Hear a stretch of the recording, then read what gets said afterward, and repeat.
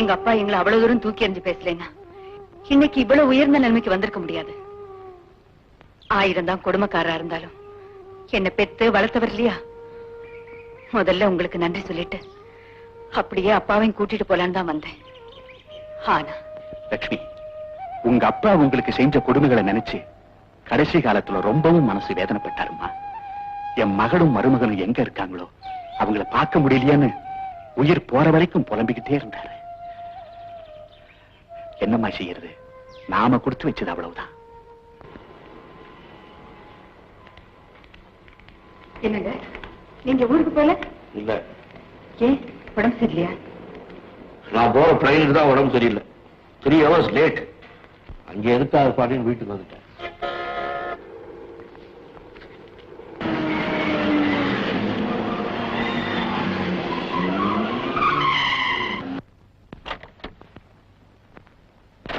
By bye. Bye by.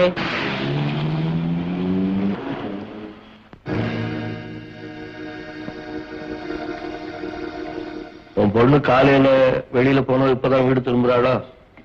ஆமா. இதெல்லாம் கண்டிக்கிறது இல்லையா? Yes daddy.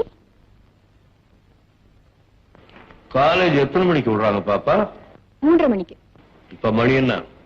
6:20. இவ்வளவு நேரம் எங்க சுத்திட்டு வர்றேன்? வழக்கமா நான் 6:30 மணிக்கு தான் வருவேன். இன்னைக்கு நீங்க அதிசயமா வீட்டுல இருக்கீங்க, அதனால உங்களுக்கு புதுசா தெரியுது. 1:30 மணில இருந்து 6:30 மணி வரைக்கும் எங்க வெளியே சுத்திட்டு வர்றேன்னு கேக்குறேன். அதுக்கு பதில் சொல்லலையே பாப்பா. கிளாஸ்மேட்டோட சினிமாக்கு போயிருந்தேன். உன்னை கார்ல டிராப் பண்ணிட்டு டாட்டா சொல்லிட்டு போறானே, யார் அந்த பையன்? பாருங்கம்மா டாடிய. என் ஃப்ரெண்டு கீதா, அவளோட அண்ணன், நாங்க 3 பேரும் சினிமாக்கு போயிருந்தோம். டிராப் பண்ணிட்டு போறாங்க. இதுல என்ன தப்பு? கீதா அவளோட கிளாஸ்மேட்டுங்க. இன்னைக்கு தங்கச்சியோட சினிமா கூட்டிட்டு போறான், நாளைக்கு தனியா கூட்டிட்டு போறான். ஃபேக்டரியில மிஷின்களோட வாழ்க்கை நடத்தி நடத்தி உங்களோட எண்ணங்களும் துருப்பிடிச்சு போயிட்டு.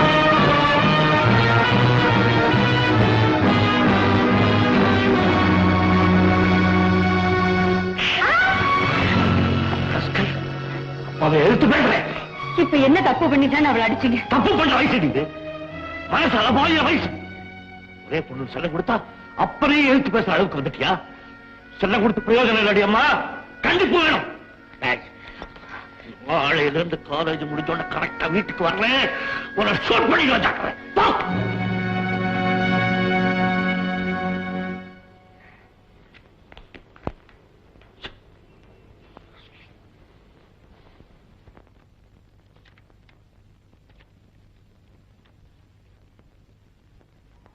ஐயோ இங்க வாங்க, இங்க வாங்களே.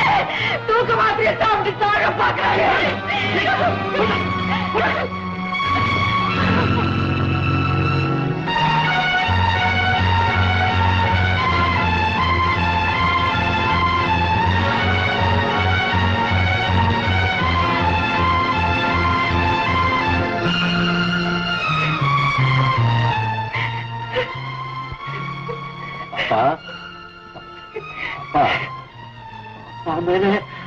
உனக்கு அவ்வளவு ஆத்திரமா? எனக்கு ஓட்டிட்டு இருக்கிறது இது ஒண்ணுதான். உங்க கோபம் கண்டிப்பா இதெல்லாம் உங்க ஃபேக்டரியோட நிறுத்திக்கீங்க. என் மகளை கொண்டாடுங்க.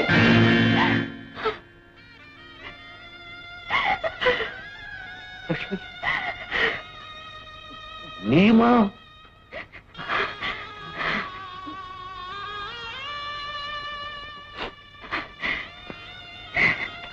பாப்பா பாப்பா, தூக்க மாத்திரையை சாப்பிட்டு அப்பாவை பழி வாங்க பாக்குறியா? நான் என்ன பாப்பா கேட்டுட்டேன்? தப்பு இல்லையா? ஒரு வார்த்தை கண்டிக்க கூடாதா? ஒரு அடி அடிக்க கூடாதா? உன்னை இது எல்லாம் அடி கூட என்ன கேட்கறது? நான் உன்னை விட படிச்சவன் சொல்றியா? நான் என்னமோ நினைச்சுக்கிட்டு ஓடிக்கிட்டே இருக்கேன். குடும்பத்தை கவனிக்காம போயிடக்கூடாதுங்கிறதுக்காக உன்னை கண்டிச்சேன். 2 பேருக்கு இருக்கிறது நீ ஒருத்திட்டான பாப்பா. நீயும்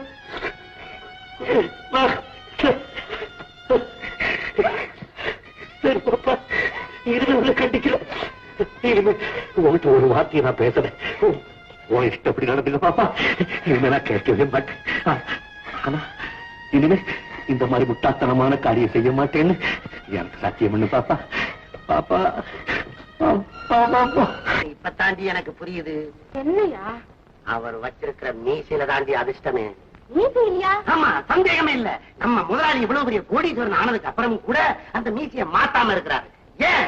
அந்த ஹிட்லருக்கு அதே மீசையில தான் யோகம். அதே யோகம் தான் நம்ம முதலாளிக்கு அடிக்குது. அப்படி பார்த்தா எங்க தாத்தா கூட தான் ஒரு ஹிட்லர் மீசை வச்சு குறைச்சிக்கிட்டு லொக்கு லொக்குன்னு இருமையா செத்தாரு. அட பாரு, உங்க பரம்பரை இருமல் பரம்பரை. ஏய், அதே ஹிட்லர் மீசை நானும் வைக்க போறேன். ஒரு பிளேடு தான் செலவு. அதுக்கு பிறகு பாரு, கப கப கபன்னு ஏரோப்ளேன் வேகத்துல லட்சாதிபதி ஆக போறேன்.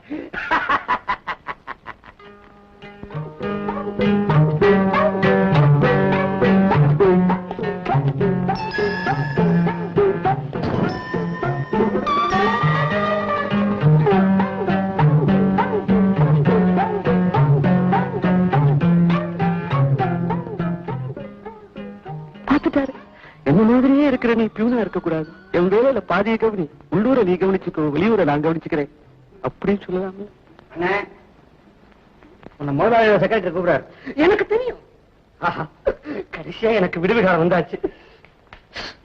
நீ போயிடாத, இங்கே ஆர்டரோட வருவேன். ஸ்வீட் வாங்கிட்டு வரணும்.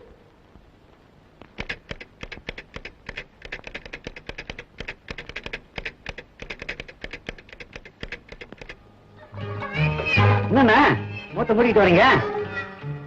எல்லாம் முடிஞ்சு போச்சு. ஸ்வீட் வாங்கிட்டு வரட்டுமா? தெரியுது, கொஞ்சம் சந்தனம் வாங்கிட்டு வா.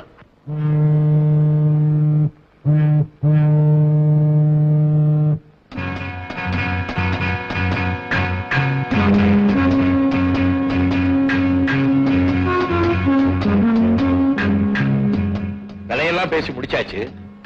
உங்களுடைய அனுமதி தான் தேவை. இங்க இருந்து சரக்கு எடுத்துட்டு மிடில் ஈஸ்ட் போகலாம். ரஷ்யன் எக்ஸ்போர்ட்டுக்கு யூஸா இருக்கும். எனக்கு என்னமோ இது நல்ல பிசினஸ் தோணுது. உங்க அபிப்பிராயம் என்ன? அதுக்கு இல்ல, ஏகப்பட்ட ரிஸ்க் இல்லையா? அட என்ன, எதுலதான் ரிஸ்க் இல்ல? காலையில வீட்டுல இருந்து கிளம்பி சாயந்தரம் வீட்டுக்கு போய் சேர்ற வரைக்கும் ரிஸ்க் தான். எத்தனையோ கீழே விழுந்த கம்பெனியே நான் எடுத்து ஓட்டி காமிக்கலையா? அதே மாதிரி இந்த கம்பெனி எடுத்து ஓட்டி காமிக்கிறதுக்கு எவ்வளவு நாளி ஆகும்? அதுக்கு இல்ல, நாளைக்கு ஏதாவது ஒண்ணு நடந்துருச்சுன்னா இந்த கம்பெனி மட்டும் மூடுறது இல்லாம இந்த முதல் மத்த எல்லா கம்பெனியும் மூட வச்சிருக்கணும்னா கொள்ள மாதிரி பேசாதீங்க. நடத்த போறது ஹிட்லர் உமானாத். உமானாத் இதுவரைக்கும் எதுலையுமே தோல்வியை கண்டதில்லை. நம் யூனியன் புது செக்ரட்டரி மது. ஹிட்லர் உமானாத் ஆட்சியை அடக்க வந்த மது. பாட்டாளிகளின் கூட்டாளி மது. நண்பர்களே, சாதாரணமா குடிசையில வாழ்ந்துகிட்டு இருந்த உமானாத்தை நம்ம ஜாபரி சார், அதாவது மதுவோட அப்பா, கோபுரத்து உச்சியில தூக்கி வச்சிருக்கிறார். கோபுரத்துல வாழ்ந்துகிட்டு இருந்த ஜாபரி சார் இன்னைக்கு குடிசையில வாழ்ந்துகிட்டு இருக்கிறார். இது தர்மமா? இதுக்கெல்லாம் காரணம் யாரு? எனது அன்பான தோழர்களே, கூடிய சீக்கிரமே அந்த உமானாத்தோட தலையெழுத்தை மாத்தி காட்டுற பாருங்க.